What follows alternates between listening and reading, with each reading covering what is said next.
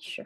So, welcome everybody to the Bucky Call. This is, Saturday, October 19th or Sunday, October 20th, depending on where we're calling from.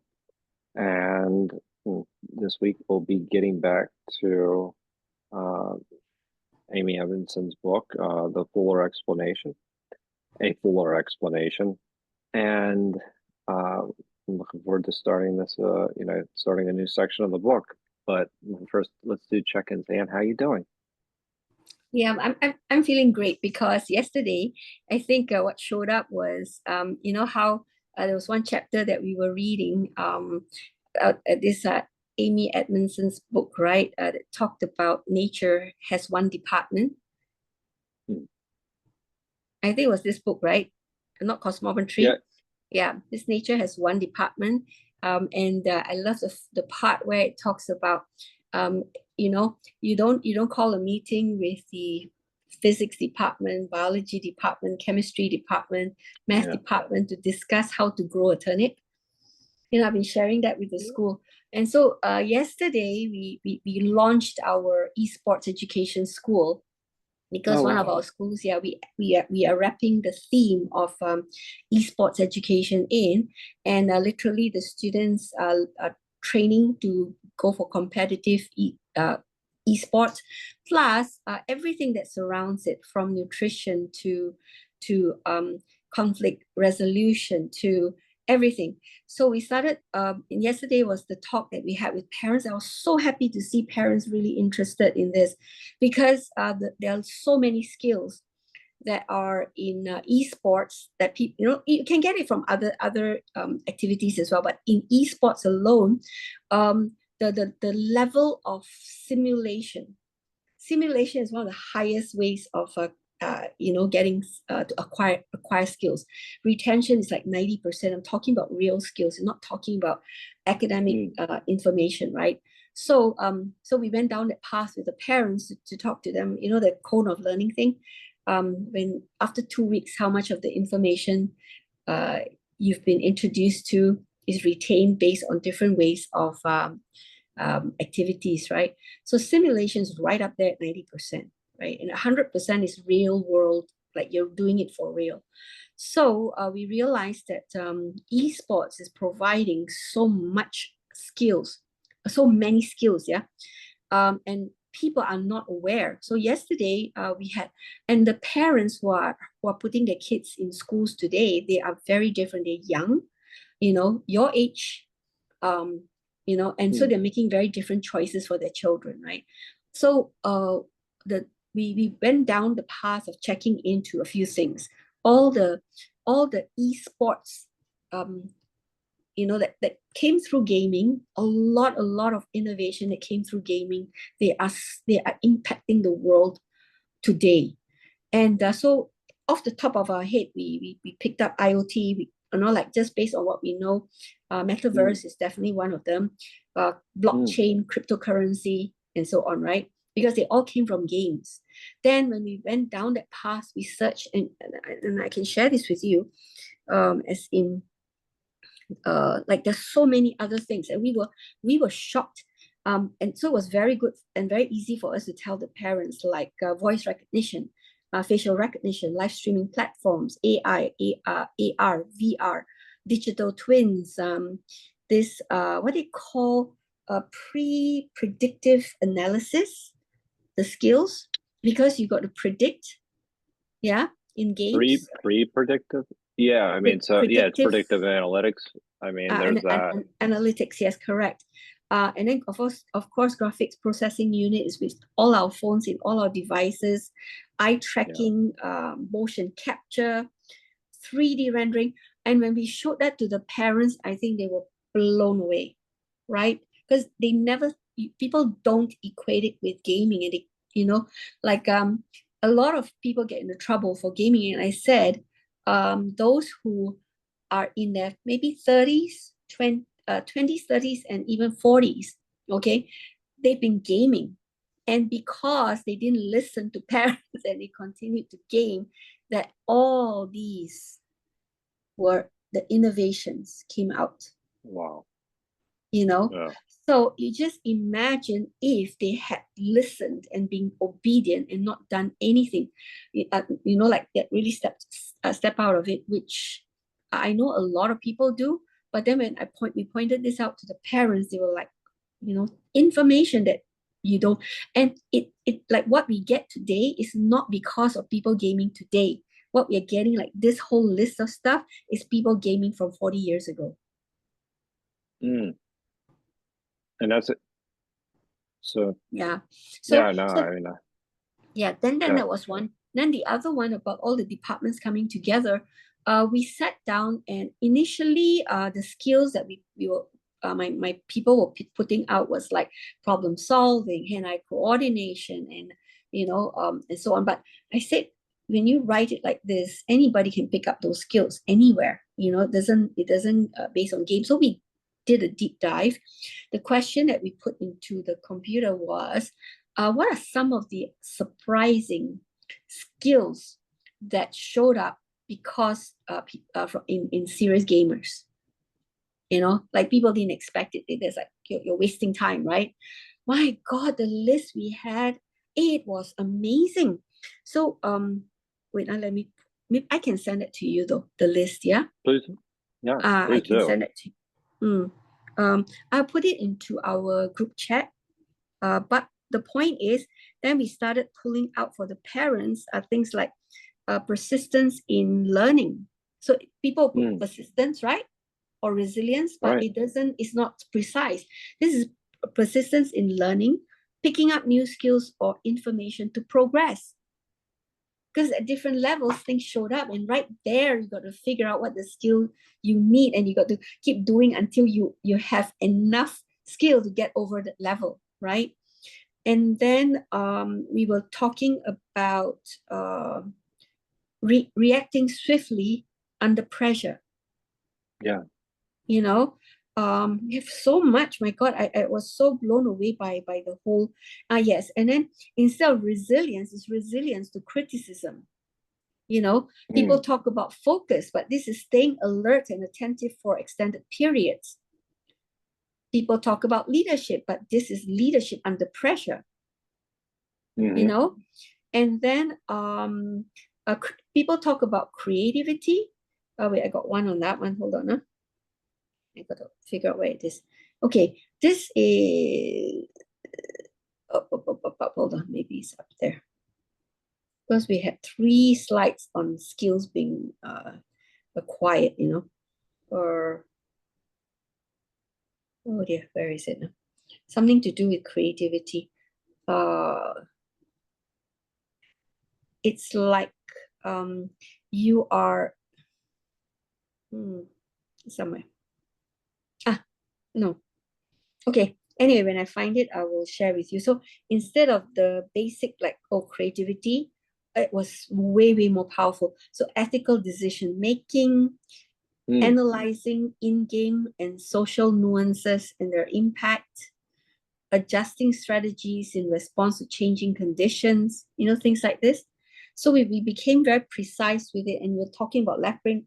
We were talking about all the different types of like from IQ, which used to be important, now to EQ, SQ, CQ, and AQ. And AQ being today the most important, which is adaptability quotient, right?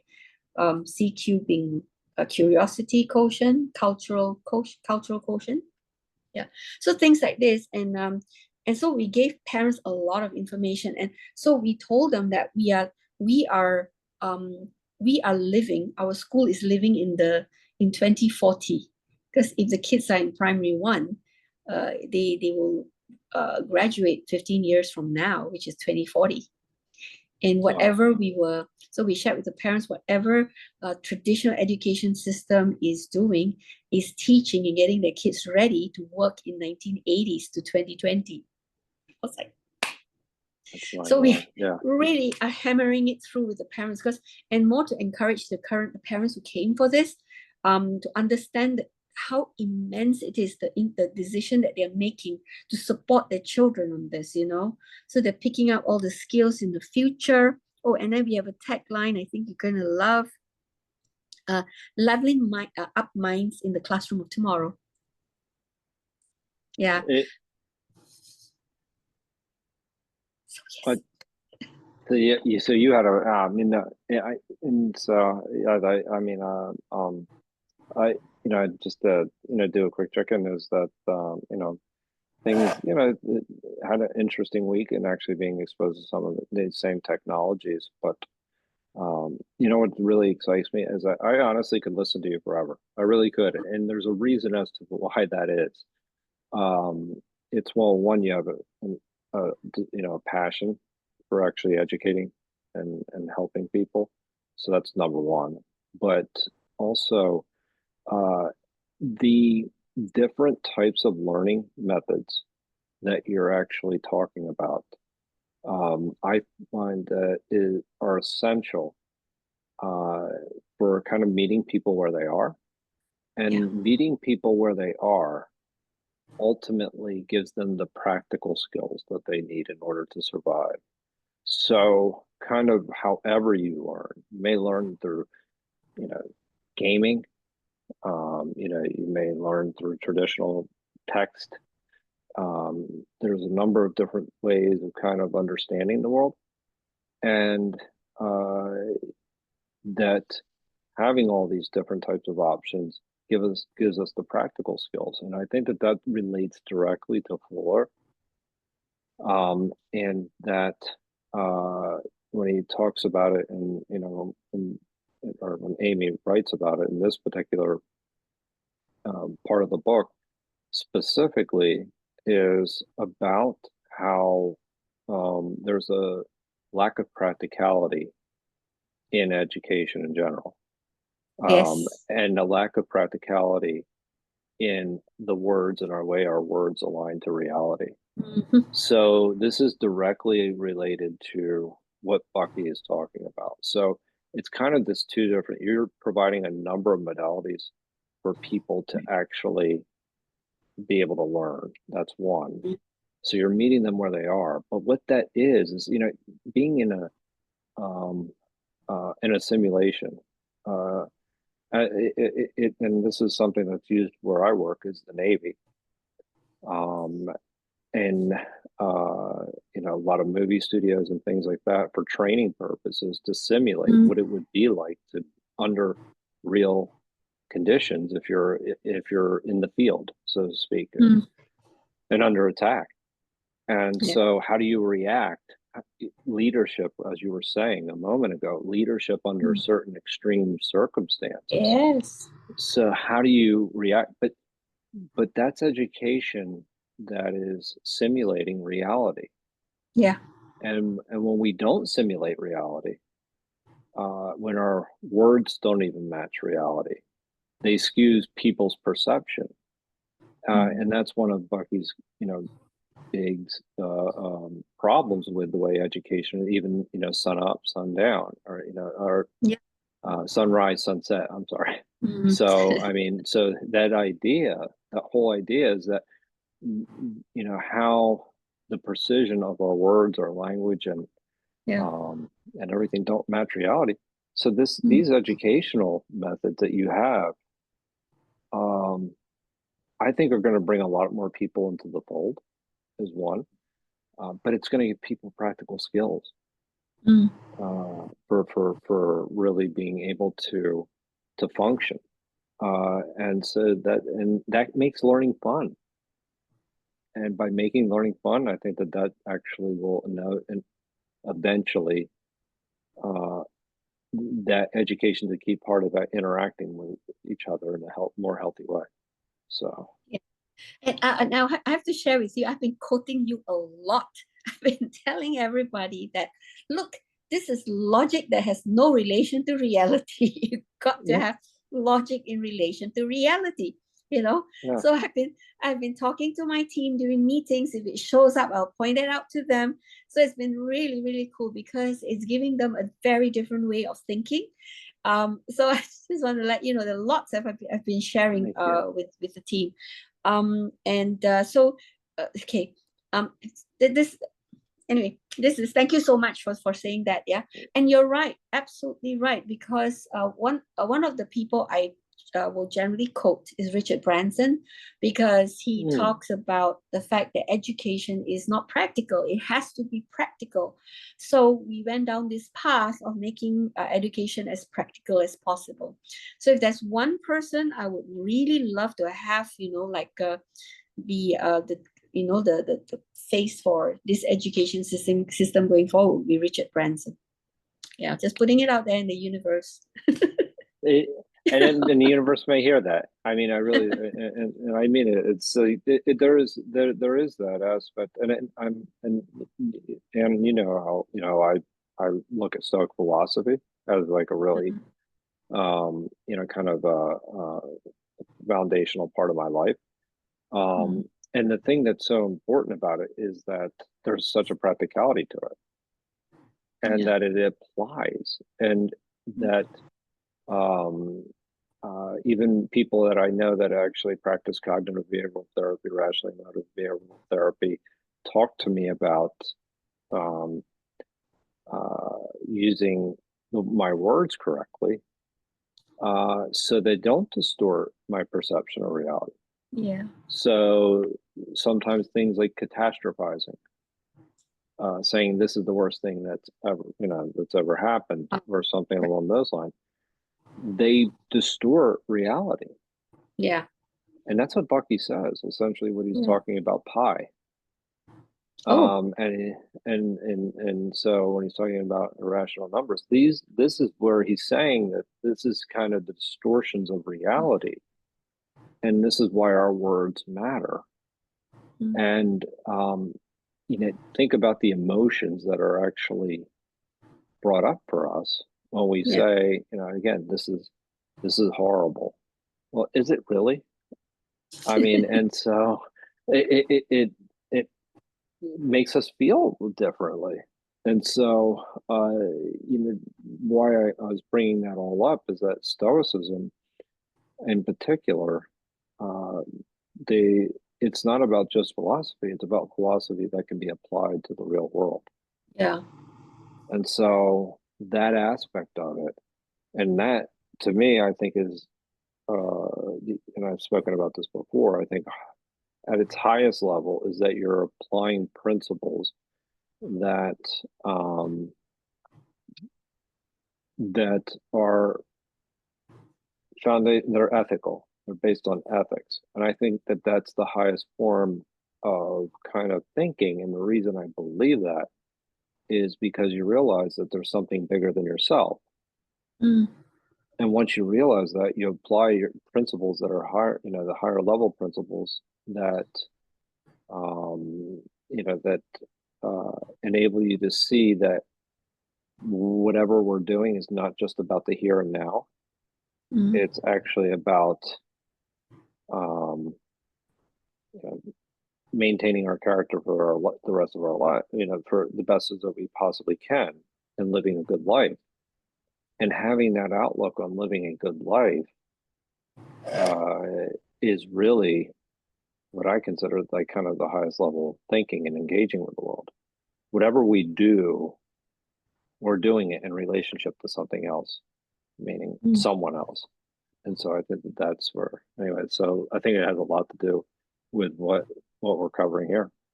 So I'm excited about that. Right. And maybe one last thing to share before we start the book is this, because this is another huge thing for us, because we're doing entrepreneurship together with esports, right? Education, and having all these skills showing up. And I told, because we showed videos of where the industry has gone, the stadiums that's filling up, right? The whole hall of people. My God, the support, and so on. I don't think even a lot, very few people are aware of that, right? So we showed it to them. So, but one thing that a lot of people don't realize is that, how people used to look down at people maybe not so good looking, or they're nerdy or whatever, right? But actually, anybody can actually look a whole lot better if they put maybe hair gel, or put makeup on their face, or do something about it. But beyond that, you get judged, right? So one of the things that we're really, really driving is like and it started with entrepreneurship. And I realized when you esports and esports is the same way. Okay, it is the greatest leveler of society, social status, economic status. They're the greatest leveler because they don't care if you're good looking or not, if you're rich or poor, if you have arms or legs or you don't, or whether you can speak or you cannot. None of those things matter. Whether you live in Africa, the poorest nation, or you're in the richest nation, whether you come from a good school, poor school, doesn't matter. You can be in the smallest town or the biggest city. It is the greatest leveler because nobody cares what color of skin you have, right? People just came together because of this common thing, and they go online and nobody even knows what you look like. And you can have great success economically as well as game success. And everybody in the industry that supports it, nobody cares, right? So that's the other thing that we're really, really driving with this esports and the entrepreneurship. They're the greatest leveler. Anyone can become rich. And the worst part of education is that it's like to enter university for across the world, you have to have a C in English at high school in order to even learn entrepreneurship. Yeah, and if you're in another country, you have to qualify based on the language. But anybody can run a business, and then you're saying that like the Hokkien speaker in my hometown in Penang, the island, right? The person who owns 5 restaurants does not qualify for a degree on entrepreneurship. He has 5 restaurants. Right. You have students who graduate with it and don't even own anything or have never run a business. So it really, really, these things are really real sticking points for me in education. And we realized as we went down this path, it was about maybe early last year that we realized, oh my God, it's the greatest leveler when we were doing entrepreneurship. And suddenly when we were doing the esports, I brought in entrepreneurship, the leveler, and I realized esports is just as amazing a leveler as entrepreneurship. Yeah. And this is actually the path we need to go down. And how do you create a university where it doesn't matter if you have C or not in English to qualify? Whereas because right now it's under our education ministry that you have to have these prerequisites. And a person who has a year 5 education and owns multi-million-dollar businesses or are billionaires today, nobody can question their ability. No. But then, I went down that path. So we really are working towards making things a whole lot more practical, make sense, and to be more reflective of the real world. So this is something there's 2 things really quickly, and I just think that really this is definitely worth mentioning. The first is that the idea of kind of how we're not judged in the virtual world sometimes, and this is where people. I remember reading about extensively about how autistic kids in particular are very much drawn to iPads or other types of machines, primarily because they're not judged. It's the machine, and they don't feel like, so the relationship with it is they feel safe. Actually, and this gets to even the ability to feel safe, and it shows you how people will engage with the world.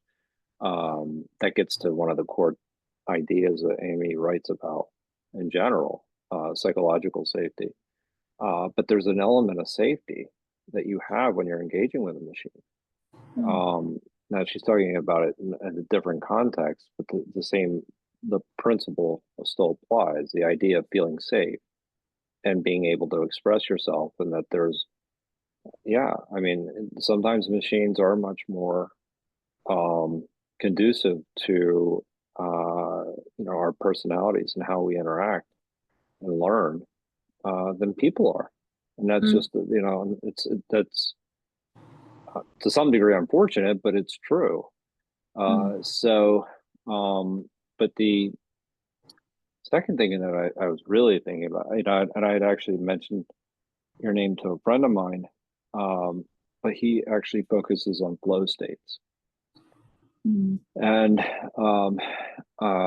he essentially is, where you're looking at tasks that aren't too challenging, but they're not too simple either. So they keep you engaged, but they're not creating a level of anxiety. And it's based on the book Flow.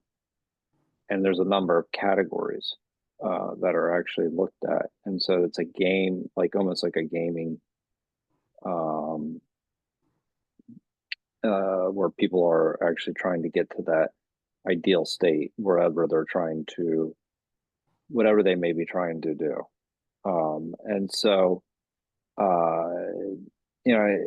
at some point, I'd like to introduce you to him, because I think that there's a lot of commonalities in what you're trying to do, and what he has a system to do that. And I also met somebody else during Climate Week, and she has a similar framework that would fit into that. But these are important things. And one of the other aspects of it was trying to get people exposed to different cultures and different perspectives, as a way of kind of building empathy within communities. So that would be healthy as well. So anyway, I think that'd be cool to check out at some point. So in any case, shall we start? Sure. Okay. You go ahead, read first. Sure. Actually, should I don't know where's my. I have the copy of the book with me here. Oh, you do? Okay. Hang on one second. Let me just make sure. So, the irrationality. See, that's just. I like his first sentence already. Yeah. So, so you don't need me to pull it up for you? I don't need. Or, go ahead. I can. I can if you would like, but or if we could just go with I could just read, and we can kind of go from. Okay. Oh, unless it's maybe people following you. Yeah, so maybe that might be the best. Yeah, so. Yes. So young Bucky Fuller seems to have been haunted by discovering that the ratio of a sphere circumference to its diameter is an irrational number, commonly referred to by the Greek letter. I think that the squares have got pi in there. The pi symbol. Okay. Yeah, I was trying to figure that out, actually. Was perhaps the most disturbing of all geometry's strange lessons. Just as he could not imagine where its accomplice in deception, the infinite straight line Bucky could not let go of a vision of thousands upon thousands of digits trailing after 3.1459, spilling out the classroom window and stretching absurdly to the next town, and then further, never allowed to stop. He has told the story countless times, each rendition sounding like the first, with an air of revelation. If he happens to be standing by the ocean, so much the better. He's bound to talk about the foaming waves. Look at them all, he marvels. Beautiful, beautiful bubbles, every one of them. Bucky recalls that growing up near the ocean gave him plenty of time to think about the structuring of these bubbles. Looking back at the wake trailing behind his boat, or standing knee-deep in breaking waves at the shore, he saw the water continuously being laced with white foam. Its whiteness was created by vast numbers of tiny bubbles, each one suddenly formed and emerging at the water's surface. How many bubbles am I looking at? Bucky would ask himself. Fantastic numbers, of course. He could not help wondering if each and every one of those spheres involves to how many digits does nature carry out the irrational, and making one of those bubbles before discovering that it can't be completed. At what point does nature stop and make a fake bubble? And how would the decisions be made? In meetings of the chemistry and mathematics department, no, the young Bucky concluded, I don't think nature's making any fake bubbles. I don't think nature is using a pi. Pi. Yeah. The Yeah. box is Sorry. Yeah, I keep missing that. It's a little bit odd. It is a decidedly amusing image. Nature gathering department heads, nature's consternation over fudging the numbers, getting away with imperfect bubbles. And it is though such deliberate personification of the idea is becoming memorable. The story of a young man looking from the ship carries a deeper message. Fuller uses a particular event, even assigning a time and place, 1917 on a U.S. Navy warship, as a moment of revelation, the threshold of his conscious search for nature's coordinate system. Seeing this bait to draw us in makes us as curious about nature's structuring as the young sailor was. It works. If he, if he had started on a heady discourse about mathematical concepts versus natural structures, his audience might have walked away. Maybe we'll stop, or maybe you want to finish do we want to finish the last paragraph? And then it is important to realize that nature of his rebellion, not to challenge the theoretical numerical ratio between the circumference and diameter of the ideal sphere, but rather to challenge the sphere to materialize. Irrational numbers don't belong in tangible experiences. It is a question of sorting out the demonstrable from the impossible, and the developing models based on the former. Essentially, Bucky is choosing not to play with pi, posing the question, why shouldn't mathematics deal with experience? Yeah. I completely agree. This is kind of where we're starting to wonder, and you kind of see this in general with the tetrahedron, is that how do we actually think about things, think about the whole, and not necessarily think about, just through traditional coordinate systems that exclude, certain parts of, essentially that have a limited perspective on reality. And so that limited perspective leads us to think about things as there being irrational numbers, as opposed to thinking about the whole, where you're capturing everything, and there's not necessarily an irrational number that exists within nature itself. So I think when we're thinking about those things, thinking about it in those terms, then you start to, I think this is like getting to something deeper, which is actually Bucky's way of thinking and kind of questioning. And if you keep questioning, you kind of see that how you can reframe things to align with reality in a more effective way, rather than maybe just going with conventional wisdom. And when you reframe things, you actually understand them.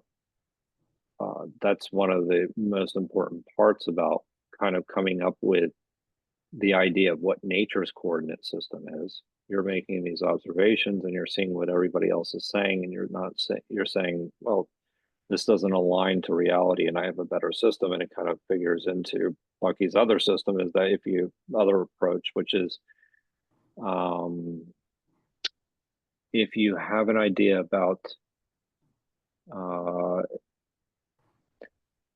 how to basically overcome the current system, is by providing people with a different idea and overtaking the old system, not necessarily just complaining about it. That's the best way maybe I could say it. Hmm.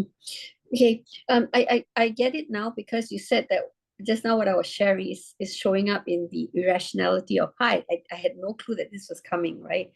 And I think what I got out of this reading so far, just this one section alone, is that people go down the rabbit hole, of pushing for math and physics and so on, to the point where these subjects, like even math alone by itself, has become more important than nature itself. Yeah, so what I see Bucky doing is pulling us back to what is real and what is important, which is nature, right? And yet we are going down the path of pi, and the way I look at it, when people are teaching math, this pi is more important than what the real world is. Everybody knows pi, yeah. Even if you don't know how to use it, and so on. And it's like, and people even take the trouble of memorizing the whole sequence of the decimals, as to see how far they can remember it until. I was like, what? You're spending time on that? And there are competitions run to see how many how many of these numbers people can remember. And a lot of parents get wowed by the fact that this person can remember such big numbers. And I'm like, whoa, this is ridiculous. So yeah, it's become more important than nature itself. And the minute it go down that path, then I feel that the solutions coming out, usually, maybe I'm over generalizing, I don't know, yeah. But when you go down this path, then many will do the calculations and all that. They don't even stop to think about what they can do for the world itself. I think that's where I'm going. No, yeah. I mean, there's this other perspective of that as well, is kind of like having an understanding in the limitations of what our sensorial experience is, and that we develop a system that's based on our senses.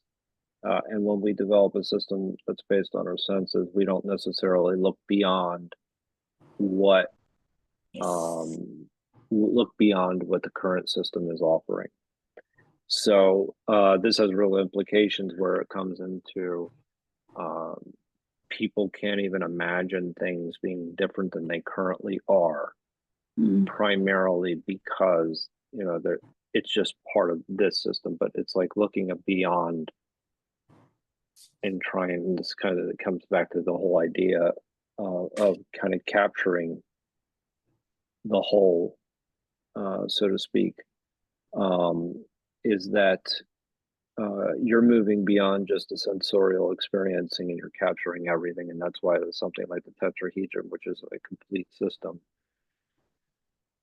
is considering things outside what Richard would say the Cartesian method. I mean, and so from that perspective, when we start to think about things, it's about how to look at the world differently. And it is frustrating because you think that this happens in something like mathematics, where there's supposed to be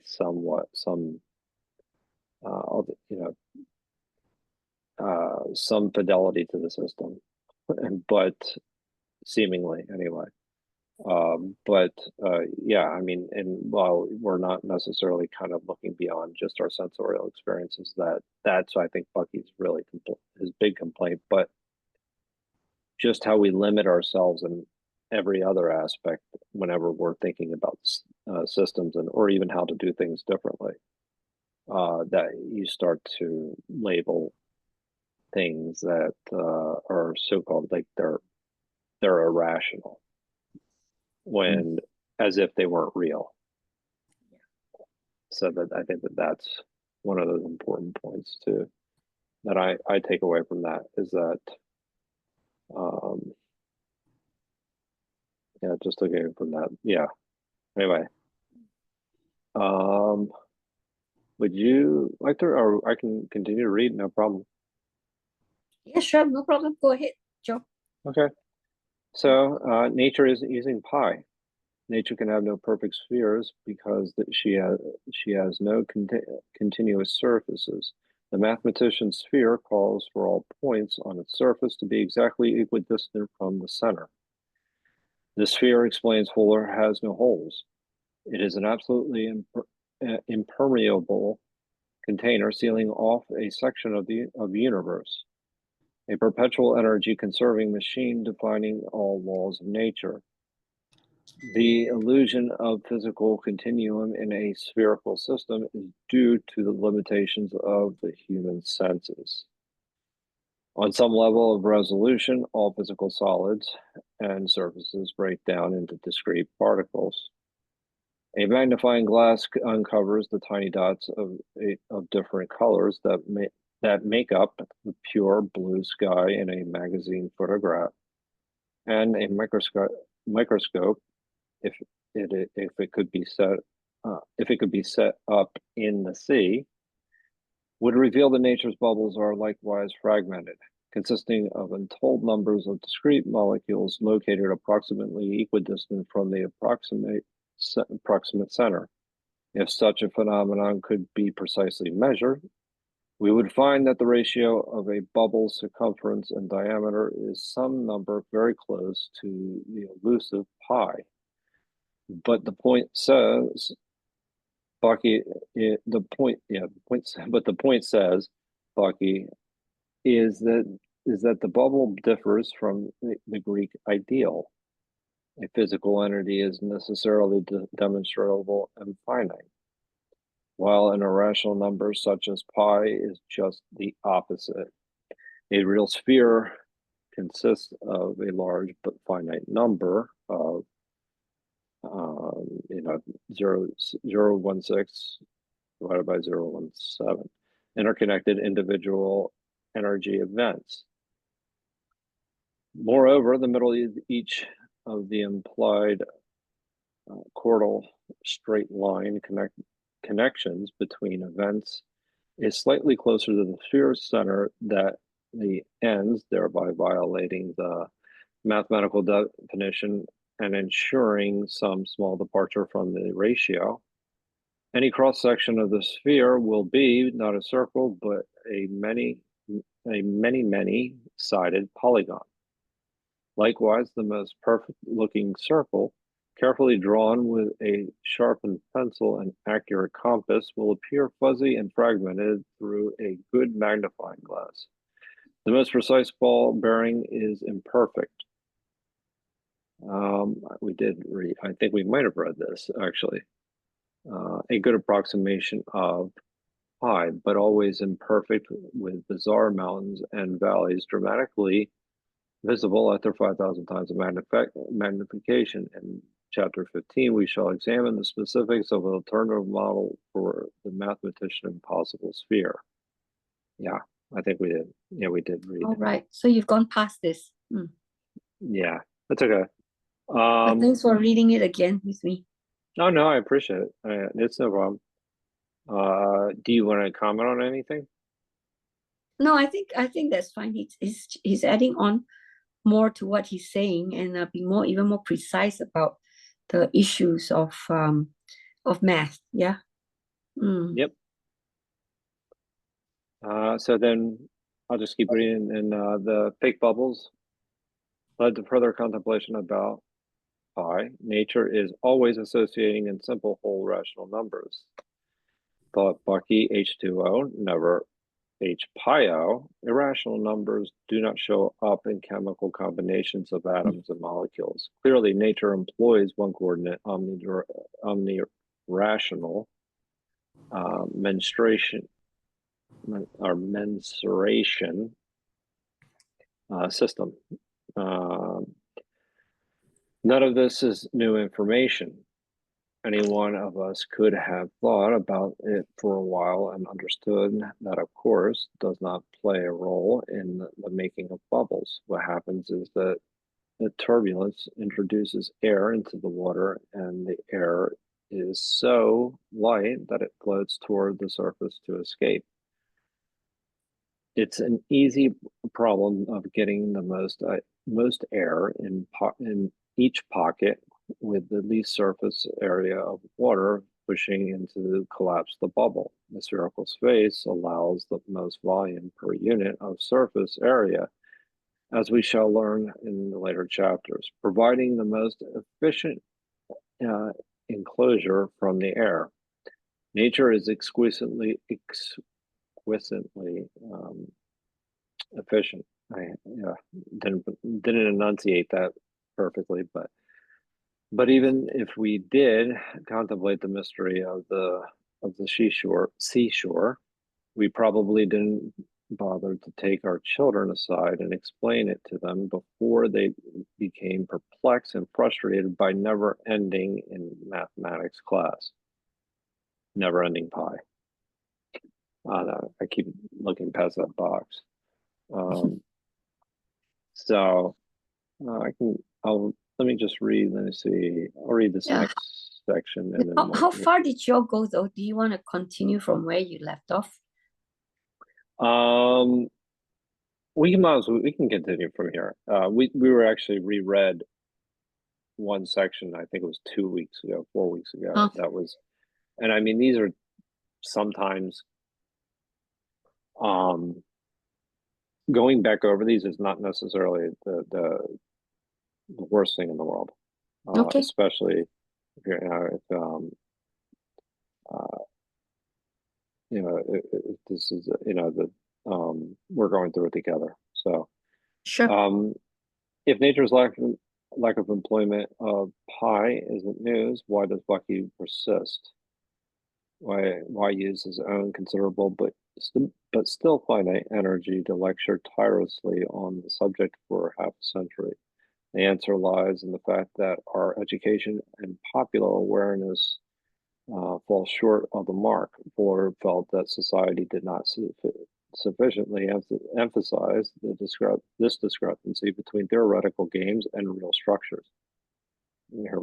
This gets back to what we were talking about. We introduced solids to school children long before they learned the real story about energy and reality.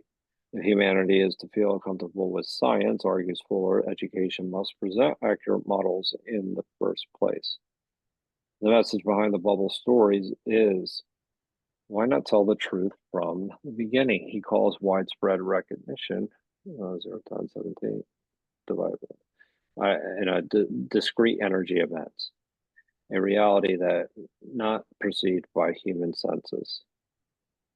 Unfortunately, the issue is not that easily resolved. We shall not ever completely escape the brain-teasing presence of irrational numbers. For example, the construction of the simplest polygons with carefully measured unit-length edges frequently produces irrational diagonals. The distance between non-adjacent vertices in a regular pentagon is the irrational number known as the golden section, which we shall see again in chapter 11, and the diagonal of a square is incontrovertibly pi squared. I guess it's pi squared. I don't know.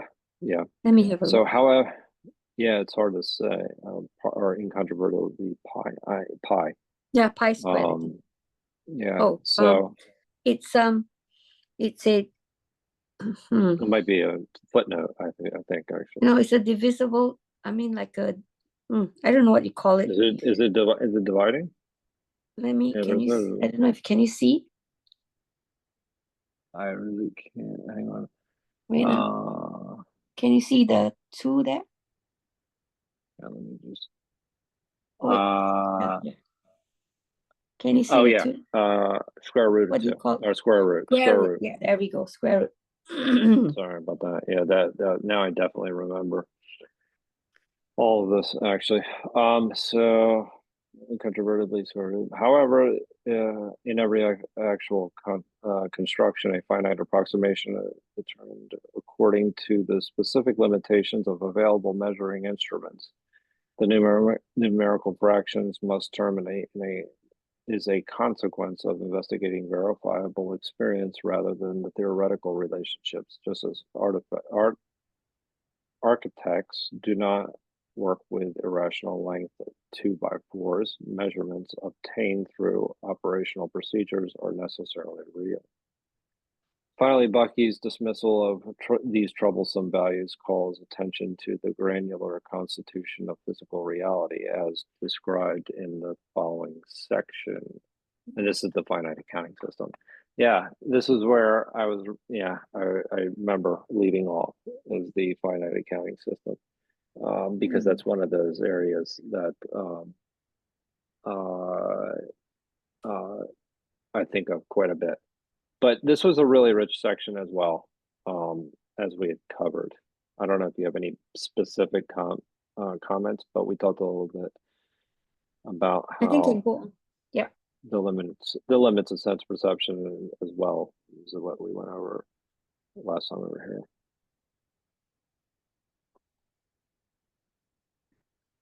So, shall we continue? Yep. Yes, please. Cool. Sure. I'm enjoying our time together.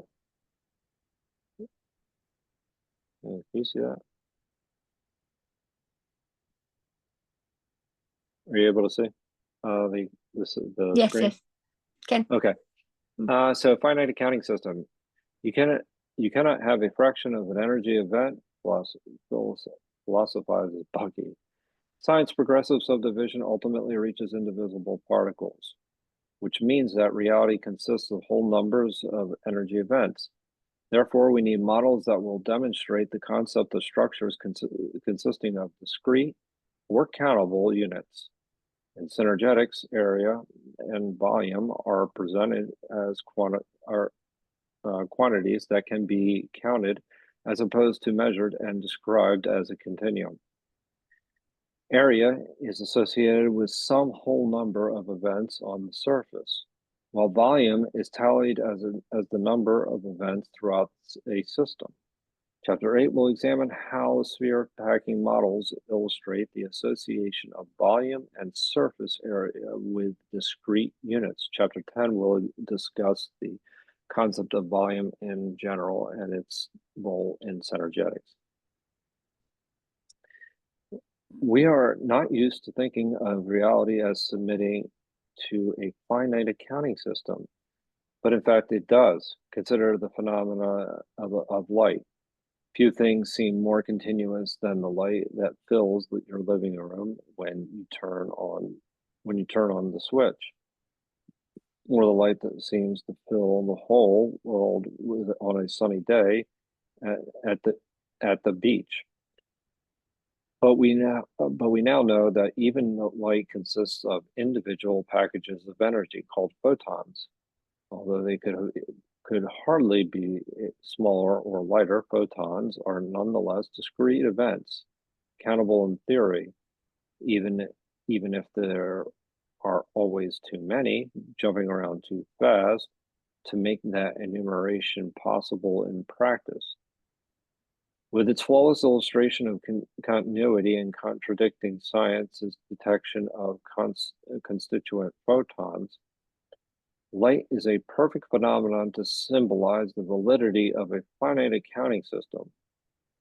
We could hypothesize a system in which volume was tallied in terms of the number of photons in a given space and area. The number of photons found at the surface, however, it would be a fantastically impractical system. A more appropriate unit is called for. For now, however, we simply consider the qualitative implications of the discrete events concept. a punctuated reality is hard to get used to. Let me try this one last section really quickly. Which way is up? Puller is proposed, or unless you want to, would you like to comment? I'm looking at the information again. Okay. Yeah, just looking at this. Fine. Hold on. Let me see. I think the last paragraph of the finite accounting system. Yeah, I mean, I think that, yeah, I mean, I think that this, by saying we're not thinking about, reality as being a finite accounting system, So whether it's how valid that or actually, yeah, I he's mean, talking about. and go ahead, I'm sorry. Yeah, he's this last bit here, he's talking about the light is a perfect phenomenon to symbolize the validity of a finite accounting system. Right. So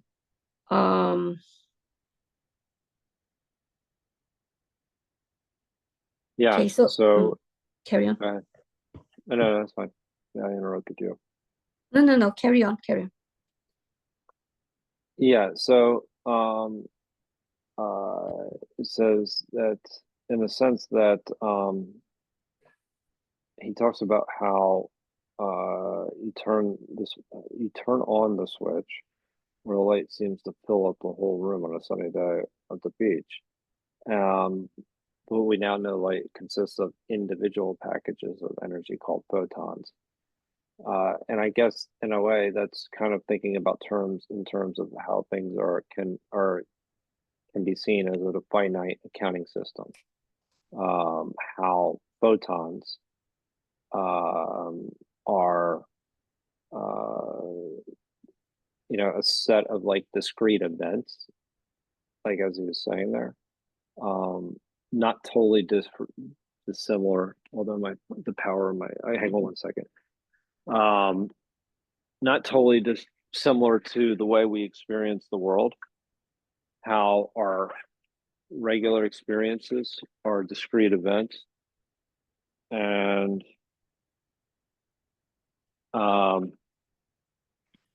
there's a set of overlapping events. Give me 1 second here because I got to find a power cord, but it's a little bit of an issue. Take your time.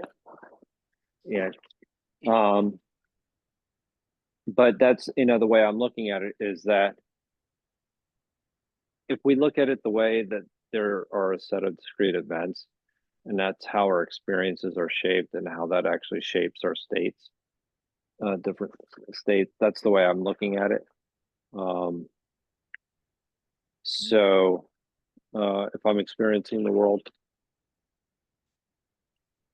that may have a little bit of an issue here. If I'm experiencing the world that there's essentially an input, and an event happens, and there's an input and an event happens, and basically there's the current state, the future state of something, and there's an event that's bounded, and that's how we can determine like the measure change, so that how things change over a period of time, there has to be bounded by something, and that's an event. And then almost I'm looking at these are energy events. So if I'm looking at an energy event, how there's an action taken, something happens, something changes, and that's an event. And that's a finite kind of accounting system in a way. And that we don't necessarily think about things in those terms. Then we don't necessarily see about how we have overlapping experiences that are a series of events based on or perspectives. So I guess that's one way of saying it. But I have to just give me 1 minute. But if you're going to if you want to go ahead and comment, I can actually listen. I just need to find this PowerPoint really quickly. Yeah. Actually, I just need a bit of a reminder here. This energy events, because I remember that we dealt with it, right? We talked about it. What exactly did he say that we shouldn't be saying, but we should be calling it energy events? He said we're not using it as like kind of a basically that we're not thinking in terms of finite accounting system. No, that's So what I mean. More basic than that, because I have to go backwards and I'm not sure where to find the information. I've got to go back and search, right? Because for you and Richard and Steve, um, you're very clear in your head as to what Bucky talks about, right? So sometimes when they go forward, then I forget. Like energy events is the right term instead of energy event is the right term instead of let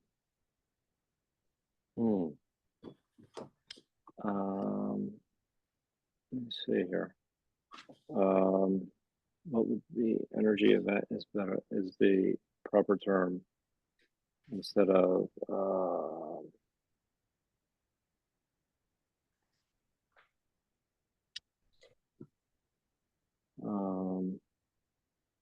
energy. Here it is. It says introduce solids to school children long before they learn about the story of an energy reality of humanity. it's okay if you don't have it. It's just that yeah, if it's okay if you don't have it, we can check in on this on another day when the rest are here. Or yeah. Mm.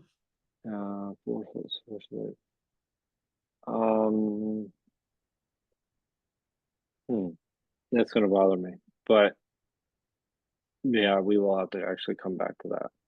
Mm. I know for you, very often you can just switch over to to the connection, yeah. But if you can't get it today, it's okay. Yeah, normally that wouldn't be a problem, but I'm trying to think of it. Find out if it's not an energy event. Yeah, I can't recall how far back, and I just kind of took it for granted and then didn't note it in my notebook either. Yeah, and I don't even have my notebook next to me. That's part of my problem. Is that okay? So normally, that's all right then. That's all right. Yeah, I'm looking for my actual PowerPoint at this point. But one more second. Give me one more second. Yeah, I'm sorry. Can I check one thing really quickly, if you don't mind? Yeah, go ahead. Please take your time. Go ahead. Yeah, take 2 seconds.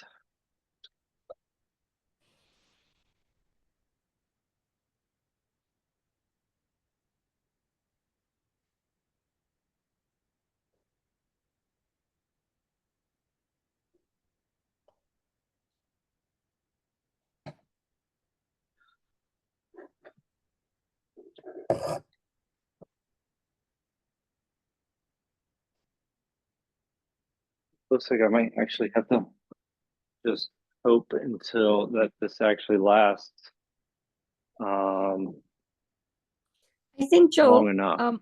maybe we can close it off somewhere here, Yeah. because which way is up is another long, I mean a pretty long section. Okay. Yeah, actually that's fine. So how do you feel and what are you taking away from today? Oh, a lot. Oh my God, this is crazy. And now the thing I have to do is to send this just this chapter alone to my math people. Number one person is to my sister. She's the engineer.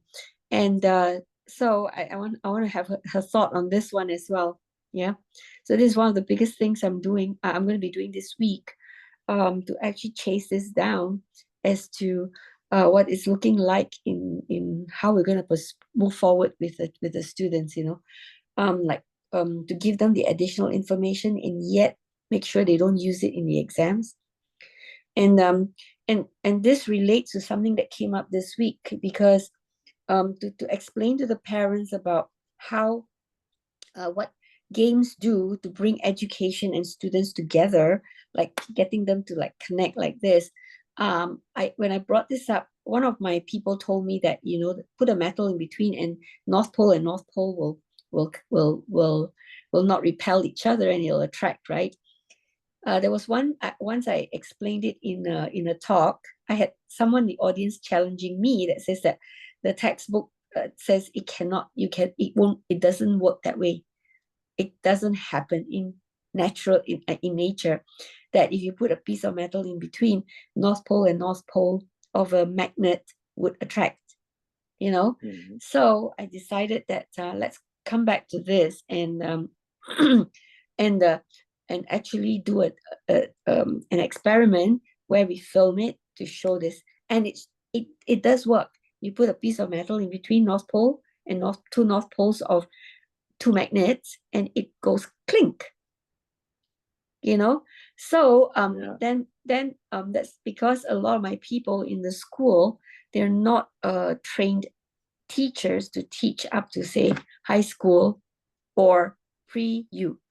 My people are all overqualified, because my engineers are teaching math and physics and chemistry, and I have medical doctors and biomedical degree holders taking on physics and chemistry, biology, and so on. So they teach cross subjects. They know how they all work together, and they know how the real world works.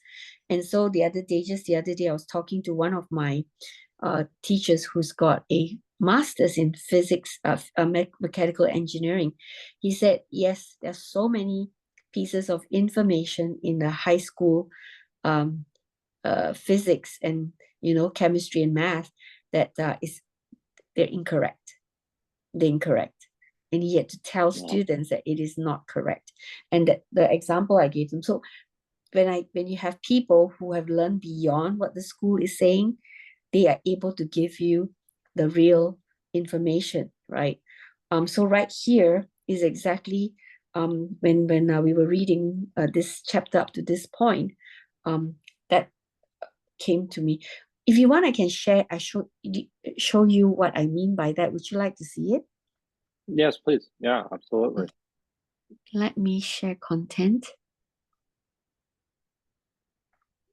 And give me one more second. I'm going to look for one more place. I thought it was for sure. Oh, your battery is really dying? Yeah, it is really low. Okay, I'm going to finish this real quick, though. That's okay. No, I mean, I need to find this anyway.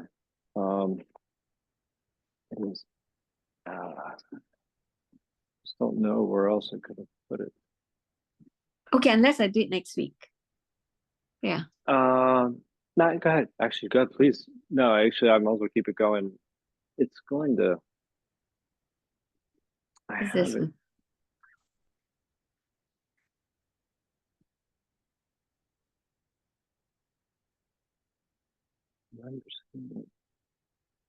It'll take me 2 seconds to find it once I do. Just have to.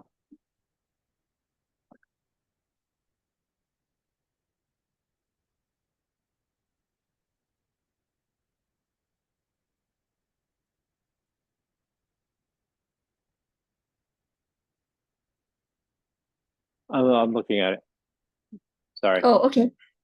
Sure. Did you find it? I didn't, but that's okay. It'll be all right. Okay. Well, I think it'll last a few more minutes. See, education and students, they just don't attract each other. You can chase it around, either side chasing it. And so when you bring activities and games, this one.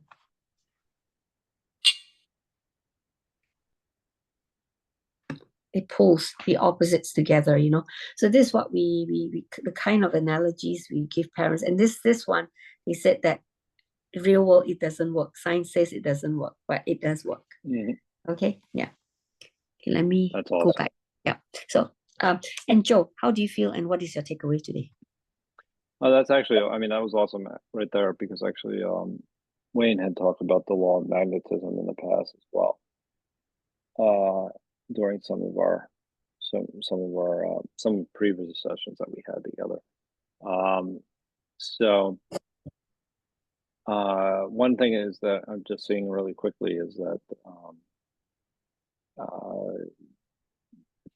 there was a mention of just how energy events turn into kind of mesh networks where we look at the connections between things a little bit earlier and how that actually directly relates to consciousness, which actually makes sense.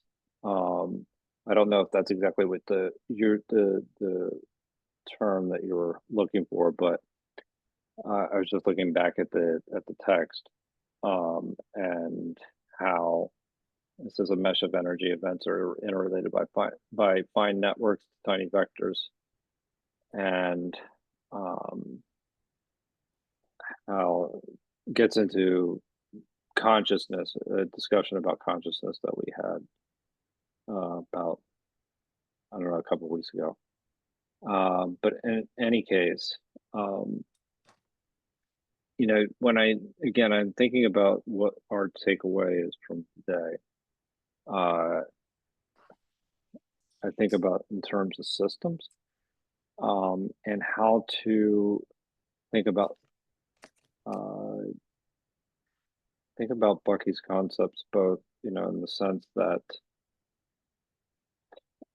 by understanding the current system, he was able to come up with his own that had his own current system, his own coherent system that he was able to apply and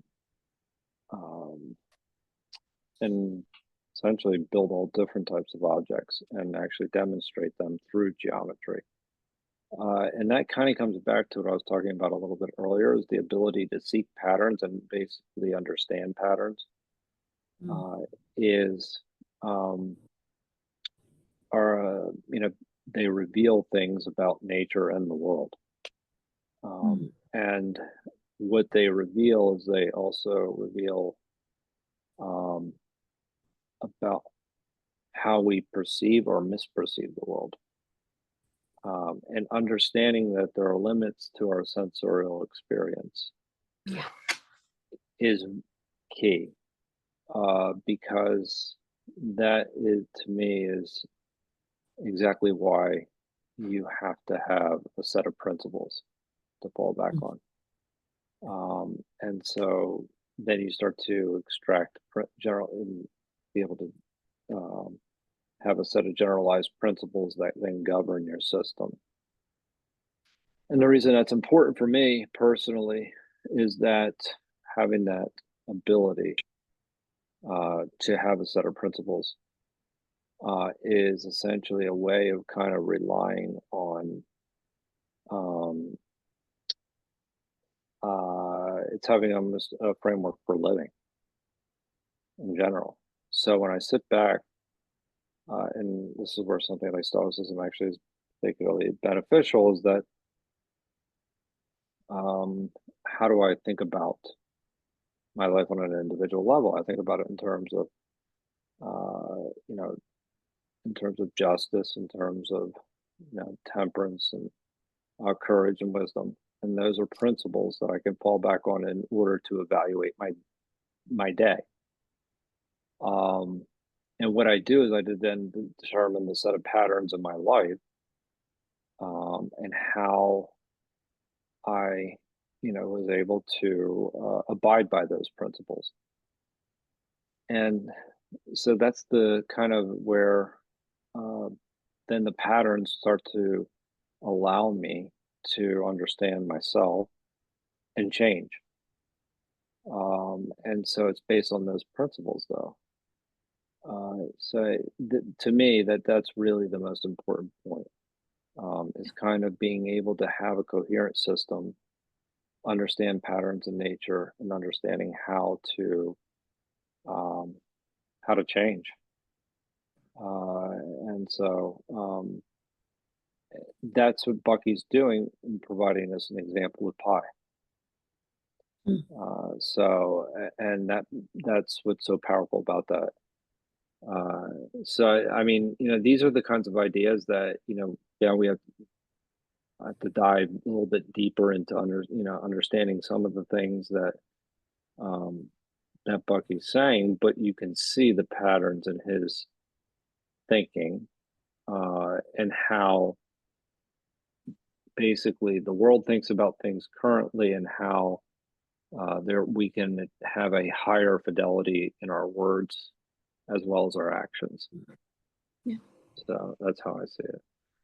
But that's be my major takeaways. But in any case, is just the reason why what we're calling rational and what we're calling irrational is a very important point. And kind of understanding that is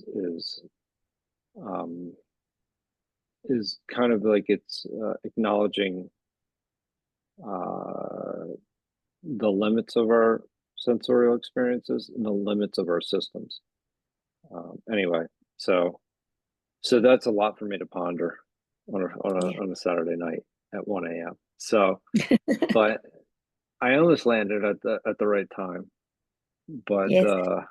but 12:53, but with who knows, only a few minutes left of battery power. Yeah, we'll see. And I'm really glad we went ahead. And thank you so much for waiting for 15 minutes for me to come on board. Yeah. No, no worries. Yeah. No, anytime. I'll wait for you anytime. So I I'm so enjoy glad time together. Yeah, I'm We're so glad we connected. did. Okay. Thank you. All right. Take care. And thanks I'll for talk to you anchoring soon. it. Yeah. No problem. Bye-bye. And I'll see you next week. Yes. See you Bye-bye. next week. Or Wednesday.